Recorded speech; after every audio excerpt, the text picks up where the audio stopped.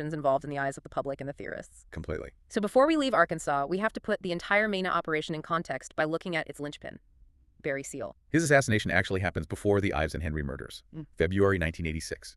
He was machine-gunned in a parking lot in Baton Rouge. And Seal was an absolute pivotal figure, wasn't he? Oh, absolutely. He was a notorious CIA and Mena drug pilot who eventually turned into a DEA informant.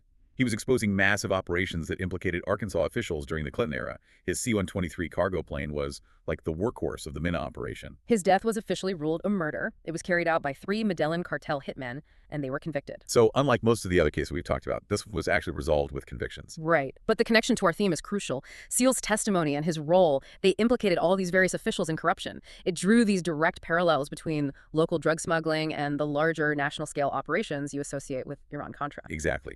Seal's fate sets a very specific template for what an informant or a high-level witness operating under state protection but exposing powerful people might face. His very high-profile, brutal assassination just underscored the sheer danger of knowing too much about that nexus of drugs, money, and state politics in Arkansas. And that danger, according to the sources, it extended directly to the investigative journalists who were trying to piece this whole puzzle together. Which brings us to Danny Casolaro in August of 1991. He was found dead in a hotel tub in Martinsburg, West Virginia. His wrists had been slashed 12 times. Casolaro was maybe the ultimate bridge between the localized corruption in Arkansas and the high-level financial fraud happening in Washington. He was obsessed with investigating what he called the octopus. The octopus. This was his name for an alleged cabal that he believed linked together the Mena drug operations. The massive government software scandal known as INSLAW. And the international financial fraud of BCCI. Right. And maybe, hold on, for anyone listening who isn't totally steeped in 1990s scandalology, we should probably define those terms quickly. Good idea. So INSLAW involved allegations that the U.S. Department of Justice basically stole this proprietary case management software called Promise. And then allowed it to be sold internationally, possibly with a backdoor built in that could be used to track global intelligence operations. And BCCI was the Bank of Credit and Commerce International.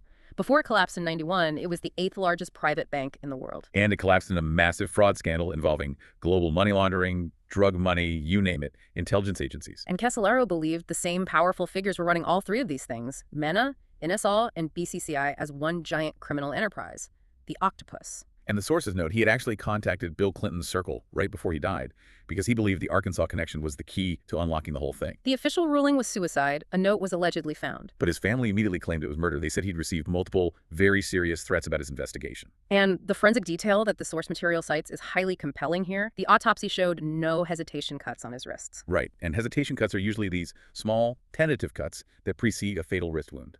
Their absence is often used by forensic pathologists to argue against self-infliction. And on top of that forensic nuance, his famous research files, which he reportedly carried with him everywhere he went, were missing. Gone from the hotel room when his body was found. So that specific mix, the high-level threats, a flawed forensic finding, and the missing documents, it just solidifies Casolaro as the link. He connects the localized Arkansas era to the national scandals that were about to consume Washington. The Arkansas section defined the procedural failures.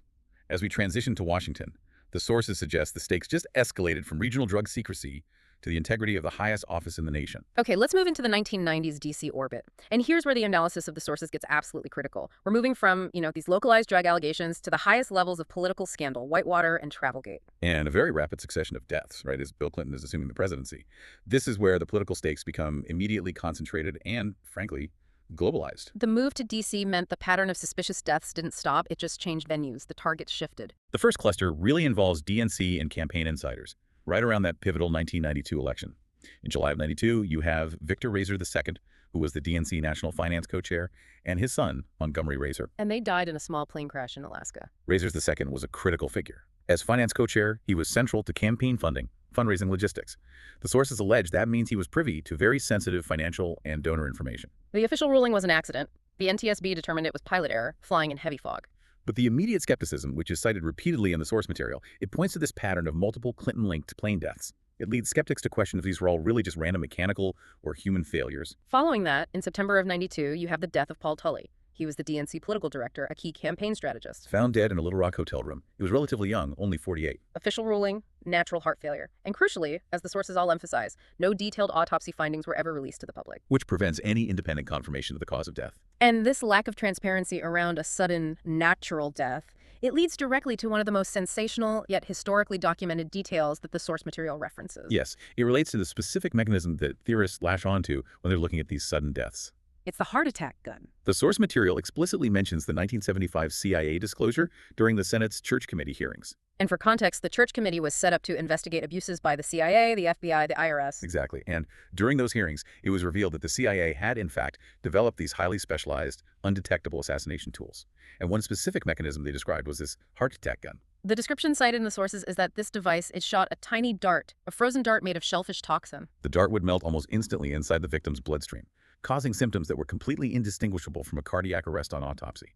The death would appear totally natural. Now, the existence of such a weapon, which is proven to have been developed and kept secret by a federal agency, that doesn't prove it was used in any of these cases, like Tully's. Of course not. But what it does is it provides a plausible, real-world mechanism for theorists to seize on when a relatively young, high-profile insider dies suddenly of natural causes with no released autopsy. It reframes the skepticism. It moves it from simple paranoia to a distrust that's rooted in documented, historical, federal overreach. Which brings us directly into the White House era. The focus immediately shifts to the core political scandals, Whitewater, Travelgate, and the internal conflicts that came with them. And this whole segment is just dominated by one death. Vince Foster, July 1993. Foster is, you could argue, the central, most high-profile figure in the entire body count narrative for the 1990s. He was the White House counsel found dead from a single gunshot wound in Fort Marcy Park, Virginia. And he was a lifelong friend and colleague of the Clintons from Arkansas.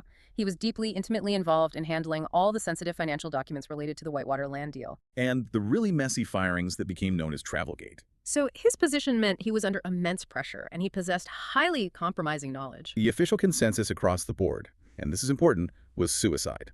This was the conclusion reached by 5 major separate investigations. The Park Police, the first independent counsel, Robert Fisk, and later the much more aggressive independent counsel, Kenneth Starr. The sheer volume of investigations into this one death is a testament to the political stakes involved. Right, and the source material doesn't dispute that official conclusion or the amount of resources they threw at it.